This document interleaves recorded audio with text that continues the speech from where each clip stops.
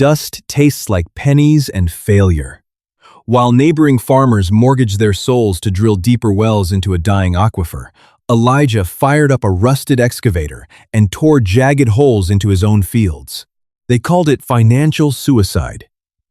They were laughing, until the sky finally broke. Heat radiating off the hood of the 1998 Caterpillar excavator made the horizon wobble like a mirage. Inside the cab, the air conditioning had died 3 years ago.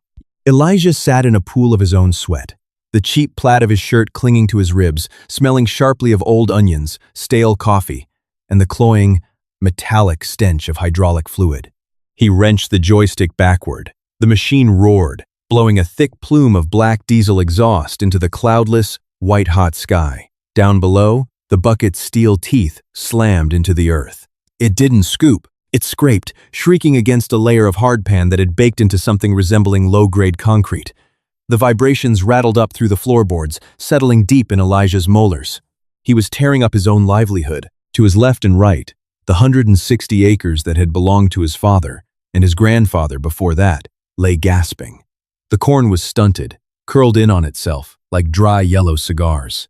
The soil was a web of hexagonal cracks, so dry that when the wind picked up, topsoil blew off in fine, choking sheets. Every other farmer in the county was doubling down on the old ways. They were calling the bank, extending lines of credit at punishing interest rates to sink their boreholes another 100 feet into the ancient, shrinking aquifer. They chased the water down to the bedrock. Elijah didn't have the credit for a new well. He also didn't have the patience for the slow, agonizing death of bankruptcy. So, driven by a cocktail of sleep deprivation, a few obscure hydrology papers he'd read on a cracked tablet at 2 a.m, and pure, unadulterated stubbornness, he decided to dig holes. Not wells, ponds, swales, trenches. 2, 2, 2, 2, 2, 2, 2. Right in the middle of arable land. "You're making a mess of perfectly good acreage, Artie," a voice called out over the idling engine. Elijah killed the throttle and pushed the cab door open. The sudden silence left a ringing in his ears. Standing at the edge of the newly gouged crater was O'Donnell. O'Donnell owned 3,000 acres to the east. He drove a spotless white Ford F-250 that had never hauled anything dirtier than a set of golf clubs. He stood there in pristine, oil-tanned leather boots, thumbs hooked into a belt buckle the size of a dinner plate. Next to him was Marshall, a younger guy who leased land and treated O'Donnell like a deity. Elijah climbed down, his boots sinking into the loose, powdery dirt he'd just churned up. His knees popped. He was 52, but his joints felt 70. "Takes up space," O'Donnell continued, gesturing vaguely at the 30-foot-wide gouge Elijah had spent the morning digging. "You're carving out, what, 10% of your plantable ground? Maybe 15 by the time you're done? For what? A swimming pool for the coyotes?" Marshall snickered. It was a wet nasal sound. Elijah pulled a greasy rag from his back pocket and wiped his neck, smearing a streak of black grease across his collarbone. He didn't feel like a visionary. He felt tired. His head throbbed behind his right eye. He looked at O'Donnell, then at the hole. "Ground's too hard," Elijah said, his voice grating like an unoiled hinge. "Rain comes. If it ever comes, it just hits the crust and runs off into the county ditches. Takes the fertilizer with it. I'm slowing it down." "Artie, there is no rain," O'Donnell said, his tone dropping into that patronizing, syrupy register reserved for children and the senile. "It's a drought. We've had 2 inches in 11 months. The via drill rig, not a backhoe. I can give you the number of a guy in Kearney. He'll cut you a deal on a deep bore. Better than whatever this lunar landscape is." "Can't afford it," Elijah said bluntly. He hated the admission, hated the way it tasted in his mouth. "Well, you definitely can't afford to take 20 acres out of production to build dry dirt bowls," Marshall chimed in. Elijah wanted to punch him. The urge was sudden and violently clear, a quick, heavy swing right to the bridge of Marshall's nose. But Elijah just shoved the rag back into his pocket. He didn't have the energy for a fight. He barely had the energy to climb back up the excavator tracks. "My land, my fuel," Elijah grunted, turning his back on them. "Suit yourself," O'Donnell said, shaking his head. "When the bank forecloses in November, I'll buy this parcel at auction. I'll just have to spend a week filling in all your damn potholes first." Elijah didn't watch them leave. He heard the heavy thud of truck doors, the crunch of gravel as the Ford pulled away. He climbed back into the sweltering cab, fired up the engine, and let the bucket crash down into the dirt again. For the next 3 weeks, that was his life. Wake at 4, drink coffee that tasted like battery acid, dig until the sun made him dizzy. He carved crescent-shaped swales along the natural contours of the land, connecting them to deep, central holding ponds. He piled the excavated dirt on the downhill side to create berms. By the time the diesel tank ran dry, his farm looked completely ruined. It looked exactly like O'Donnell said, a moonscape of jagged scars, dry mounds, and gaping, empty craters. Summer dragged its belly across the plains, heavy and suffocating. The ponds sat empty. They weren't just empty, they were mockeries. Every time Elijah walked out to check the fences, he had to look at them. The deep bowls of exposed subsoil had baked under the relentless UV light, turning a sickly, pale chalk color. Wind whipped through the troughs, kicking up localized dust devils that spun uselessly before collapsing. A family of crows had taken up residence in the bottom of the largest pond, picking at a dead field mouse. Doubt is not a quiet thing. It doesn't whisper. It screams at you when you're trying to sleep, and it punches you in the gut when you check your mail. In late August, Elijah received a notice from the agricultural lender. The envelope was thin. The paper inside was crisp and absolute. They were concerned about his alternative land management practices and the resultant loss of productive yield. It was corporate speak for, "We know you're going crazy, and we want our money." He tossed the letter onto a kitchen table cluttered with spark plugs, unpaid electric bills, and a half-empty bottle of cheap bourbon. He poured 2 fingers of the amber liquid into a glass that still had a water spot on the rim. It burned going down, settling like a hot coal in his empty stomach. Maybe O'Donnell was right. Elijah walked over to the kitchen window and stared out at the jagged silhouettes of his dirt berms in the moonlight. He had destroyed his grandfather's fields. He had dug his own financial grave, and he had done it with heavy machinery he couldn't afford to maintain. He went to the local diner the next morning, seeking the grim comfort of a greasy breakfast. The bell above the door jingled, and the low hum of conversation immediately died out. The air inside smelled heavily of bacon grease, burnt coffee, and pine sol. 5 farmers sat in the corner booth. O'Donnell wasn't there, but Marshall was, along with a few other locals whose names Elijah barely remembered. They didn't point or laugh out loud, it was worse. They exchanged knowing, pitying glances. They lowered their voices. Elijah sat at the counter. The vinyl stool was cracked, pinching the back of his thigh. "Just coffee, Betty," he said to the waitress. "You sure, Art? Got fresh biscuits," she said, her eyes softer than usual. Even Betty pitied him. Just the coffee. He drank it black, staring at the salt shaker. He could feel their eyes on the back of his neck. He left a $5 bill on the counter and walked out before finishing his cup. The shift in the weather didn't announce itself with a gentle breeze. It came in early September, fast and violent, like a bar fight breaking out. Elijah was in the barn, elbow deep in grease, trying to fix a sheared pin on his tractor PTO, when the light outside suddenly shifted from a blinding yellow to a bruised, sickly purple. The temperature dropped 15 degrees in 5 minutes. The hairs on his forearms stood up. He walked out of the barn. The air smelled sharp, a heavy metallic tang of ozone mixed with the dusty scent of sagebrush. The sky to the west was a wall of black. Then came the roar. It wasn't rain. It was a deluge. When the sky broke, it didn't weep. It dumped out its guts. Massive, heavy drops slammed into the dust, kicking up tiny puffs of dirt before the sheer volume of water turned the ground into a slick, impenetrable sheet of mud. In a normal drought, a flash storm is a disaster. The soil is too baked, too hydrophobic to absorb the water. It pools instantly, running off the surface, carving deep, destructive gullies, and washing away whatever precious topsoil is left, straight into the county drainage ditches. Elijah stood on his back porch, the rain immediately soaking through his shirt, plastering his graying hair to his forehead. The cold was a shock to his system, but he couldn't go inside. He had to see. He stepped off the porch, his boots immediately sliding in the slick mud. He stumbled, almost falling, catching himself on the wooden railing. He walked out toward the fields, the rain coming down so hard it physically hurt his face. Thunder cracked directly overhead, vibrating in his chest cavity. He reached the first swale.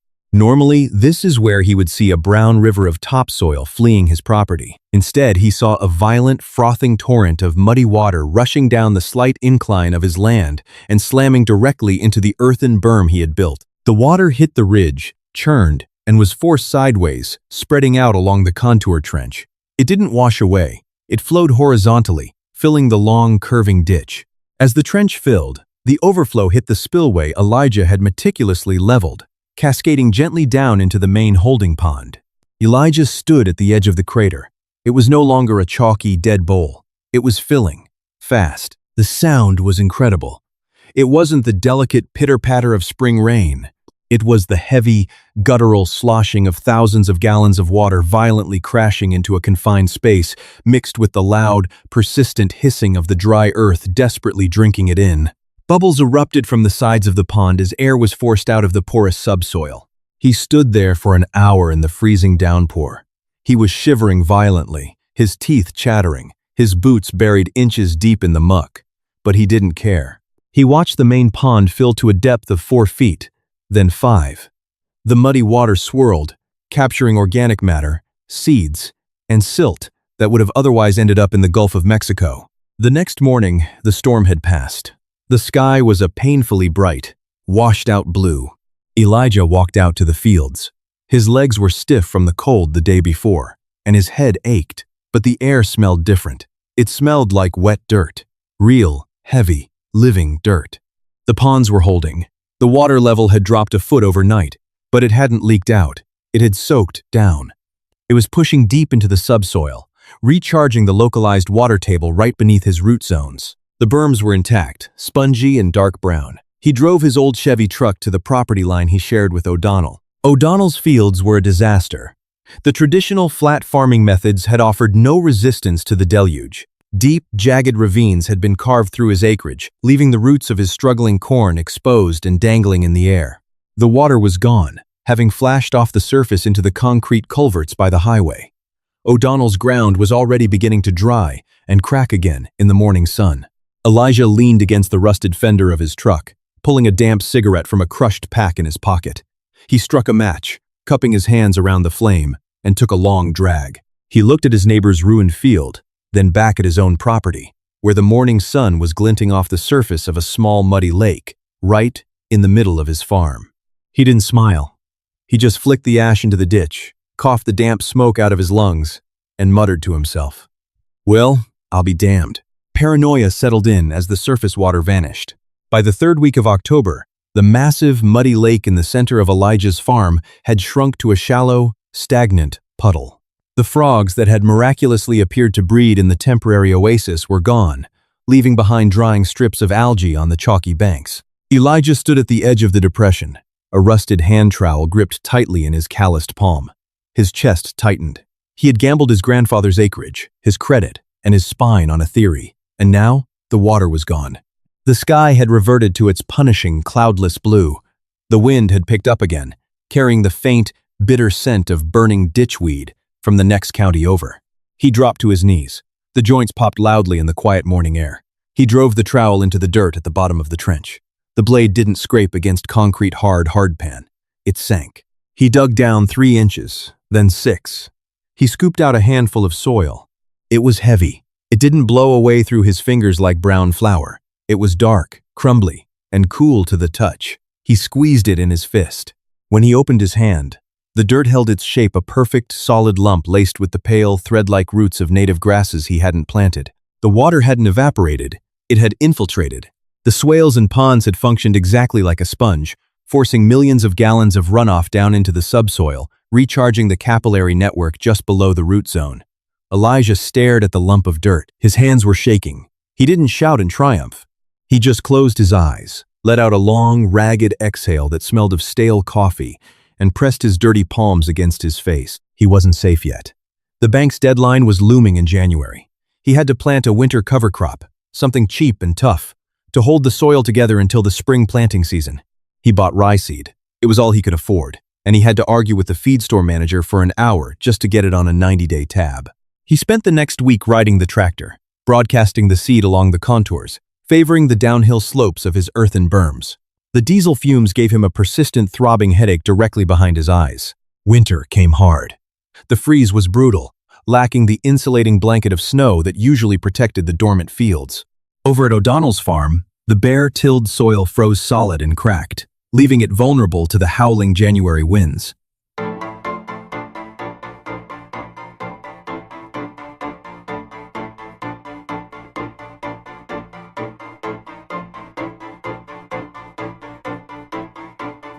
You could see the dust plumes from miles away, a brown haze hanging over the horizon, stripping away the nutrients. Elijah's farm looked wild, messy. The rye had caught, forming thick, unruly patches of green and yellow that broke the wind. The deep trenches acted as snow traps. On the rare days when a dusting of snow blew across the plains, it gathered in Elijah's swales, melting slowly into the ground when the afternoon sun warmed the earth. In late February, the real test began. Elijah was in the machine shed, trying to weld a cracked bracket on his planter. The blue arc of the welder threw violent shadows against the corrugated tin walls. The sharp, acrid smell of ozone and melting slag filled the air. His cell phone vibrated on the workbench. It was Betty, from the diner. "Artie," she said, her voice crackling through a bad connection. "You might want to step outside." He killed the torch, pushed up his mask. "What is it?" "Just step out." Elijah walked out into the biting wind. The air was deathly still. But underneath the silence, he heard it. A high-pitched, metallic scream echoing from the east. It sounded like an animal dying, a grating, mechanical squeal that rose and fell in rhythm. It was coming from O'Donnell's property. Elijah knew that sound. Every farmer knew that sound, though few had ever heard it on this scale. It was cavitation. The massive, industrial-grade turbine pumps at the bottom of O'Donnell's deep-bore wells were sucking air. The water table, the ancient, supposedly inexhaustible aquifer they had all relied on for 3 generations, had dropped below the intake screens. The earth was finally empty. Elijah stood in the cold, his hands black with grease, listening to the agonizing sound of the machine, destroying itself as it tried to pump water that no longer existed. He felt no vindication, no surge of victory. Just a cold, heavy knot in his stomach. The failure of those wells meant the death of the county. The bank wouldn't just take O'Donnell, they would take everyone tied to the local economy. Spring planting arrived with a brutal reality check. The drought officially entered its 3rd year. The state issued emergency declarations, restricting municipal water usage and banning agricultural irrigation from the rivers. Not that it mattered. The rivers were dry beds of cracked mud. Marshall went under first. In early April, a convoy of flatbed trucks arrived at Marshall's leased land. Men in high-visibility vests loaded up his John Deere tractors, his disc harrows, his seed drills. Repossession. Marshall sat on the tailgate of his pickup, a crushed beer can in his hand, watching his livelihood roll down the highway. Elijah didn't watch. He was too busy. He was planting sorghum. It was a drought-tolerant crop, but it still needed moisture to germinate. He drove his planter carefully, tracing the serpentine lines of his swales. He planted in the strips between the trenches, exactly where the subterranean water plume had spread. By June, the heat was suffocating. The air shimmered above the asphalt of the county roads. Driving past Elijah's property line, the contrast was violently jarring. To the north, south, and east, the land was a barren, dust-choked wasteland. Stunted, dead weeds crumbled under the blistering sun. But on Elijah's 160 acres, something uncanny was happening. The sorghum was waist-high. It was a deep, bruised green, the broad leaves rustling thickly in the hot wind. The swales themselves had exploded with native vegetation, deep-rooted prairie grasses, wild sunflowers, and clovers that Elijah hadn't seeded.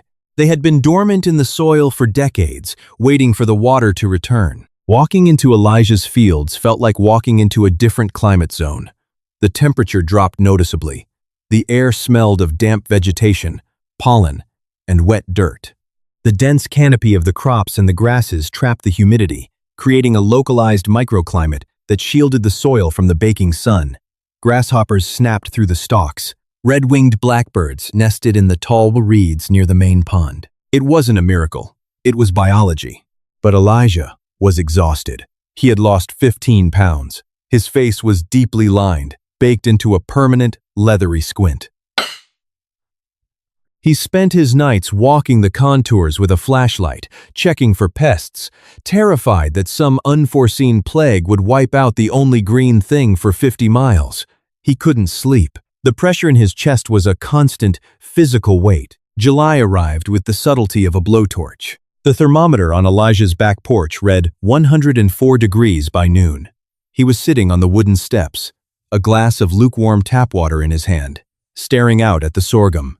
The stalks were head-high now, the grain heads turning a rich rust red. They were heavy. A cloud of white dust appeared on the horizon, moving fast down the gravel road. Elijah set his glass down. He watched as the white Ford F-250 slowed, turned into his driveway, and came to a halt near the barn. The truck was no longer pristine. The front bumper was dented, the paint coated in a thick layer of fine gray dust. O'Donnell stepped out. He looked smaller. The oil-tanned leather boots were scuffed and dull. His shoulders slumped, lacking the broad, aggressive posture that had defined him for years. He didn't walk with a swagger. He walked like a man whose knees hurt. He stopped at the bottom of the porch steps. For a long time, neither man spoke.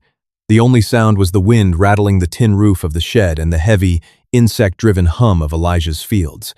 "The bank sent the notice yesterday," O'Donnell said. His voice was hoarse, stripped of its usual booming confidence. "Auction is set for the second week of September." Elijah didn't move. He just looked at the man who had mocked him, who had promised to buy his farm for pennies and bulldoze his life's work. He waited for the anger to rise, for the sweet, toxic rush of, "I told you so." It didn't come. Elijah just felt tired. "I'm sorry to hear that, Tom," Elijah said quietly. It was the first time he had used O'Donnell's first name in 10 years. O'Donnell looked past Elijah, staring at the dense green wall of sorghum. His eyes were red-rimmed, carrying the glassy look of a man who hadn't slept deeply in months. 3,000 acres, O'Donnell whispered, almost to himself. "My granddad broke that sod with a team of mules. I drilled the wells. I bought the pivot irrigators. I put $500,000 of nitrogen into that dirt. And it's blowing away. It's just blowing onto the highway." He swallowed hard. His Adam's apple bobbed. He finally met Elijah's eyes. "How much water are you pumping, Artie?" "I don't have a pump," Elijah said. "Don't lie to me," O'Donnell's voice cracked, a sudden, desperate edge of anger flaring up. "You can't grow that on 10 inches of rain a year. It's impossible. You have a hidden bore. You tapped a deeper vein." Elijah stood up. His joints ached. He walked down the steps, past O'Donnell, and headed toward the nearest swale. He didn't look back to see if the man was following. He heard the heavy crunch of O'Donnell's boots on the gravel a few seconds later. Elijah stopped at the edge of the trench. The bottom was dry on the surface, covered in a thick mat of decaying organic matter, dead rye stalks, leaves, and grass clippings. "I'm not pumping anything," Elijah said, his voice flat. He pointed down at the trench. "When it rained last September, your water hit your flat fields, stripped your topsoil, and ran off into the county ditch. It was gone in 2 hours. Elijah kicked at the mat of dead vegetation in the trench, exposing the dark, moist earth underneath. "My water hit this ditch. It stopped. It soaked in. I caught every single drop that fell on this 160 acres, and I trapped it underground. The roots of that sorghum are down 4 feet. They're drinking the rain from last fall." O'Donnell stared into the trench. He looked at the thick, green stalks of the crops. He looked at the dark, spongy dirt. His hands hung uselessly at his sides. "It's just dirt," O'Donnell muttered, his voice breaking. "It's just dirt and holes." "It's a sponge," Elijah corrected him. "You treated your land like concrete. You just wanted it flat so you could drive your big machines faster. You fought the water, Tom. I just gave it a place to sit." The silence stretched between them, heavy and uncomfortable. O'Donnell crouched down. He reached into the trench and picked up a handful of the soil. He rubbed it between his fingers. It left a dark, moist stain on his skin. "Can I?" O'Donnell started, then stopped. He cleared his throat. "Can I save it? If I get a backhoe? If I start digging today?" Elijah looked at the massive expanse of O'Donnell's property through the heat haze. 3,000 acres of dead, baked hardpan. It would take an army of machines, thousands of gallons of diesel, and years of waiting for the soil biology to recover. "No," Elijah said. It was a harsh truth. delivered without malice. Your ground is dead. It's too late for this year. The bank will take it before you can fix it. O'Donnell dropped the dirt. He stayed crouching for a long moment, staring at his boots. When he stood up, he looked 10 years older. He didn't say goodbye. He just turned and walked back to his dusty truck, the fight completely drained out of him. Elijah watched the truck pull away, disappearing into the dust. He didn't feel like a hero. There was no triumphant music playing in his head. His back was screaming in pain. His bank account was exactly $64 above zero, and he still had to harvest the sorghum by himself, using a combine that threatened to blow a gasket every time he turned the key. But as a sudden, hot gust of wind blew across the plains, it hit the thick barrier of his green stalks. The wind broke. The air that washed over Elijah's face was cool, carrying the sharp, living scent of damp earth and growing things. He looked down at his dirty hands, then out at the rippling green waves of his fields. He had a lot of work to do before sunset. Elijah turned around, pulled the greasy rag from his back pocket, and walked back toward the barn. If Elijah's gritty fight against the drought proves anything, it's that nature doesn't reward the loudest machine. She rewards the one willing to listen to the dirt. If this story of stubborn survival hit home for you, hit that subscribe button right now. Don't forget to like this video and share it with someone who appreciates real, hard-fought ingenuity. Drop a comment below. Would you have risked it all to dig those ponds? Turn on notifications for more stories like this.